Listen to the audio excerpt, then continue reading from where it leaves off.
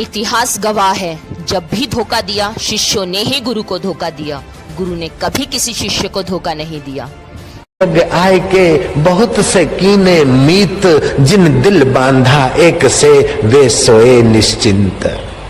मैंने ऐसे व्यक्तियों को देखा है, मैंने अपने जीवन में भी बहुत देखा। जिन जिन व्यक्तियों पर मैं भीतर से थोड़ा नाज रखता था, देखा कि वे ही व्यक्ति देर सबेर गद्दार होने के रंग दिखा रहे हैं। जयराम जी की। जिन जिन को भीतर से मैंने चाहा कि ये व्यक्ति मेरा अवशेष कार्य संभाल लेंगे अथवा मेरी ये सब व्यवस्था संभाल लेंगे, उन्हीं व्यक्तियों के जीवन से मेरे को कड़वे अनुभव हुए। वाणी में ये बात कह रहे हैं कि कैसे अर्जुन और उसकी टीम के लोगों ने बहुत पहले से ही गद्दारी करने का पूरा प्लान बनाया हुआ था। आइए सुनते हैं इस सत्संग में। आज को देते क्या हो बदले में, तो बोझा चढ़ रहा है। माफ करना, लेकिन भविष्य तुम्हारा खतरे से खाली नहीं है। जिस रास्ते जा रहे हो तुम, अर्जुन, तुम, अनिल, भविष्य खतरे से खाली नहीं है। तू सोच भी नहीं सकता कि मैं बाइक पे लेके इसको घुमाता, ये बापूजी जाहिर में बोलेंगे, ये तू सोच भी नहीं सकता था। खुल गया ना पोल। ऐसे दूसरे कई है फाइल, छोटी मोटी फाइल है तुम्हारी मेरे पास। एक दूसरा भरत जिसका नाम है, वो मेरा अंगत सेवा में रहता था और जो भी लीलाएं करता था उसको पता ही नहीं कि बापूजी के पास हमारी फाइल बन रही है। अब निकाल दिया तो आज उसने प्रार्थना की कि मुझे सेवा में रखो। रहते तो बापूजी के इर्द गिर्द हैं, बॉडीगार्ड होके, सेवक होके, लेकिन जरा जरा बात पे कपट, बेईमानी, जरा जरा बात पे चालबाजी, राजनीति, इन बेईमानों के बीच रह रह के तो हम उब गए।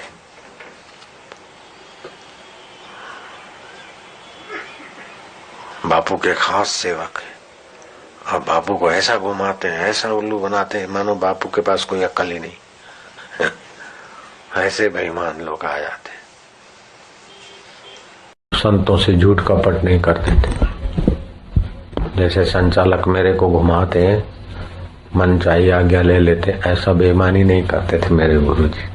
हम भी अपने गुरु के साथ ऐसी बेईमानी नहीं करते थे। जैसे मेरे को आके सब लोग समझा बुझा के हैं, मेरे शिष्य होते हुए भी वो मेरे को अपने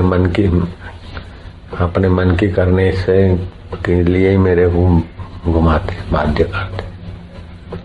की आज्ञा है तभी भी जांच करना। आजकल बापू की आज्ञा के नाम पर बड़ा भारी धतिंग चल पड़ा है। क्यों हुई है? ठाकुर जी की पूजा करता था, क्यों प्रेत हुआ? बोले मैंने धर्म के पैसे मारे।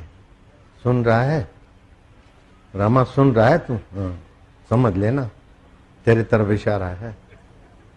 मैंने धर्म के पैसे मारे और मेरे पूरा भरोसा कर लीगल टीम के लोगों के हाथ अपना केस सौंप दिया, परंतु परम पूज्य बापूजी को झूठी रिपोर्ट पहुंचाकर और ये कहकर कि केस में सब अच्छा ही चल रहा है, केस को बद से बदतर कर दिया।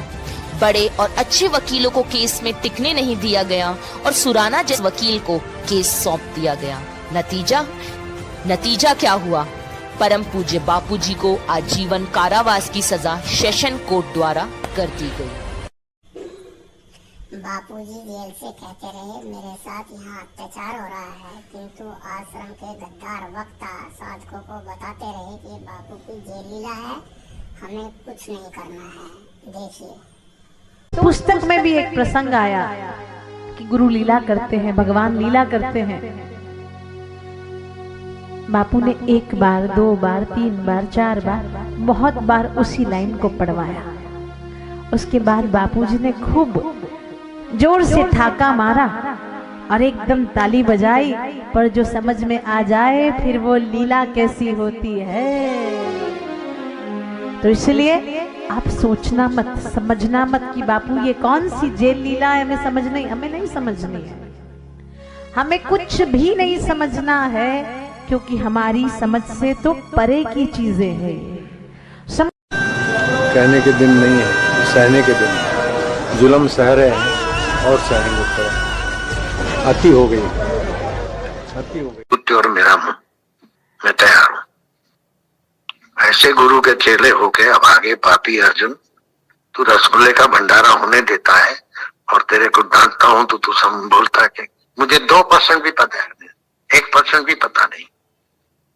अब सुन लिया, तूने जो आरामखोरी की है वो कम नहीं है, तूने जो धोखे दिए है वो कम नहीं है, फिर भी मैं तेरे ऊपर छाया बनकर हूं और मैं तेरे से मेरे को संतोष है। लेकिन बस हो गया, जहां तहां बापू जी की कृपा, बापू जी की कृपा है। मस्के पालिश मेरे को पसंद नहीं है।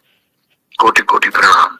जो आज्ञा बकते हैं